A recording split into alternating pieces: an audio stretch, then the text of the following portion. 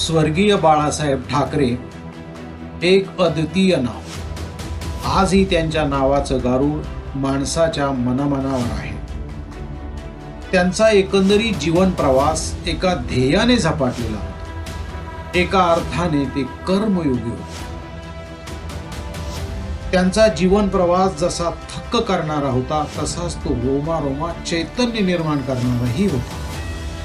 युवकांचे ते स्फूर्तीस्थान, ऊर्जास्थान होते. जिथं तुमची असली पाहिजे आणि त्यासाठी मी उभा टाकलेला आहे. त्याने मर्गात जाऊन द्या, तिथे स्वाभिमान चिरडला जाईल, तिथे क्षमा करू नका. शिवजयंती साजरी करता आहात ना, मग काय सांगणार का? धर्माची व्याख्या बदलली, धर्म कुठे आहे तो आम्हाला माहित नाही. आणि मग ज्या देशाला फादर नाही आणि मदर नाही त्याला स्पेन वरनं फादर आणावा लागतो. त्यांचा जन्म 23 जानेवारी 1926 ला पुण्यामध्ये झाला. त्यांच्या मनरूपी धर्तीवर व्यंगचित्रकारितेचं बीजारोपण आदरणीय दादा म्हणजेच त्यांचे वडील प्रबोधनकार ठाकरे यांनीच केलं. खऱ्या अर्थाने त्यांच्या वैचारिक जडणघडणमध्ये दादांचा सिंहाचा वाटा होता. ये भी बता दीजिए कि आपके अंदर जो ये कला इतनी ज़बरदस्त छुपी हुई है, ये कार्टूनिस्ट जो छुपा हुआ है, ये आपके पिताजी के टैलेंट की देन है या आपकी अपनी हिम्मत और अपनी मेहनत और अपनी लगन? हिम्मत मेहनत की तो बात होती रहती है बाद में जब आप बन जाते हैं, but I must give credit to my father. त्यांच्या व्यंगचित्रकारितेचं एक अजब विश्व होतं. एक व्यंगचित्रकार म्हणून त्यांची ख्याती संपूर्ण विश्वाला गवसणी घालण्यासारखीच होती. म्हणून तर विस्टन चर्चिल कार्टून बायोग्राफीमध्ये जगभरातून प्रसिद्ध झालेल्या फक्त 279 व्यंगचित्राची निवड करण्यात आली. त्यातील 3 व्यंगचित्रे ही बाळासाहेब ठाकरे यांची होती. पुस्तकाच्या प्रस्तावनेत असं म्हटलं आहे, जगातील सर्वोत्तम व्यंगचित्रकारांची व्यंगचित्रे, त्या सर्वोत्तम मध्ये हिंदुस्थानातून एकमेव द्वितीय फक्त आणि फक्त ठाकरेच होते. हा जागतिक बहुमान त्यांच्या व्यंगचित्रकारितेच्या कारकिर्दीतला कळस म्हणावा लागेल. व्यंगचित्रकारितेकडे आकर्षित झाले ते बॅनबेरीच्या व्यंगचित्रामुळे.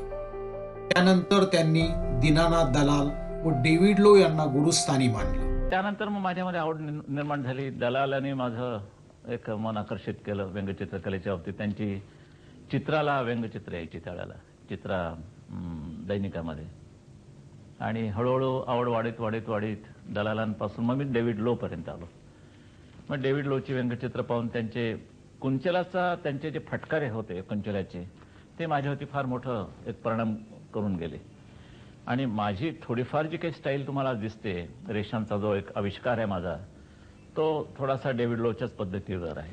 बरेचसे म्हणजे आता मी दुसऱ्यांची काही नावं घेत नाही, पण निदान मी प्रामाणिकपणे कबूल करतो की दलालांच्या रेषांचा, डेव्हिड लो यांच्या रेषांचा माझ्यावरती खरंच परिणाम झाला. कारण त्या रेषांमध्येच सामर्थ्य होतं. त्यांच्या कुंचल्याच्या फटकाऱ्यांनी राजकीय नेत्यांना दरदरून घाम फुटत असे. अत्यंत मिस्किलपणे वास्तवावर प्रहार करण्याचं त्यांच्या व्यंगचित्रकारितेचं कसं अफलातून होतं. त्यांना बरीच लोक विचारायची की त्यांनी व्यंगचित्रकारितेचं शिक्षण नेमकी कुठे घेतलं. त्यावेळी त्यांनी केलेला खुलासा वरकरवी मनोरंजक वाटत असला तरी त्यातून त्यांचा स्पष्ट वक्तेपणा व कुठलाही आडपडदा न ठेवता सत्य सांगण्याचा गुण नजरेत भरतो. ते म्हणतात की मी कुठल्याही स्कूलमध्ये गेलेलो नाही, उलट एखाद्या प्रशिक्षण संस्थेत गेलो असतो तर मी व्यंगचित्रकारच झालो नसतो. बाळासाहेबांनी मराठी माणसाला न्याय मिळावा म्हणून मार्मिक हे साप्ताहिक सुरू केलं. त्यातील व्यंगचित्रांनी इतिहास घडवला.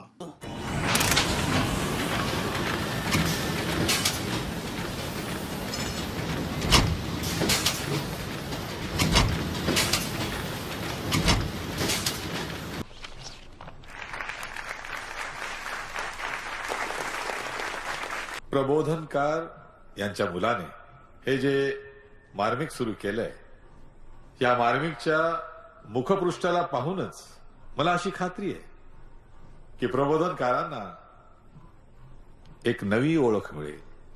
अख्खा महाराष्ट्र लवकरच त्यांना बाळा ठाकरेच्या वडिलांच्या नावाने ओळखेल, इतका हा अंक उत्तम आहे. त्याचं नाव जरी मार्मिक असलं तरी हे प्रकरण जरा गंभीर आहे याची जाणीव मुखपृष्ठ पाहिल्यावरच होते, हे मी नक्की सांगू शकतो. मार्मिकमुळेच शिवसेनेचा जन्म झाला. बाळासाहेब नेहमी म्हणायचे, व्यंगचित्रकाराची एक नजर असते. लोक वर्तमानपत्राच्या ओळी वाचतात आणि व्यंगचित्रकार ओळीमधलं वाचतो. त्यापुढे ते हे म्हणत की 100 अग्रलेखांची ताकद एका व्यंगचित्रात असते. बाळासाहेबांच्या कुंचल्यातून साकारलेली काकाजी ही व्यक्तिरेखा अजरामर झालेली आहे.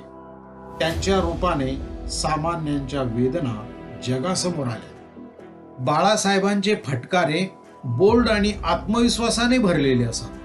बाळासाहेबांची व्यंगचित्रकला खऱ्या अर्थाने बहरली ती नवशक्ती व फ्री प्रेसमध्ये. त्या काळी त्यांचे सहकारी प्रसिद्ध व्यंगचित्रकार R.K. लक्ष्मण ही होते.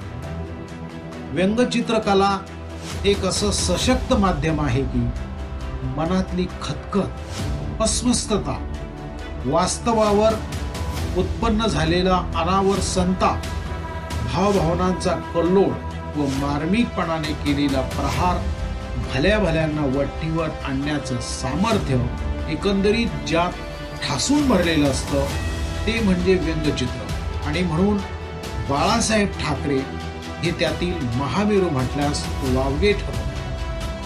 पत्रकार ते व्यंगचित्रकार, ते शिवसेना स्थापन करण्याचा त्यांचा प्रवास एक प्रचंड ध्यास, जिद्द, दूरदृष्टीपणा व अविरत कष्टाचा. राजकीय पटलावर बाळासाहेब ठाकरे हे असं एक अजब रसायन होतं, एक अचाट कल्पनाशक्ती होती की त्यांनी आपल्या कुंचल्यातून, कल्पनेतून, दुर्दम्य इच्छाशक्तीतून, आपल्या रेषेतून सत्ता स्थापनेची अद्भुत किमया साधली. जमलेल्या माझ्या तमाम हिंदू बांधवांनो, भगिनींनो आणि मातांनो,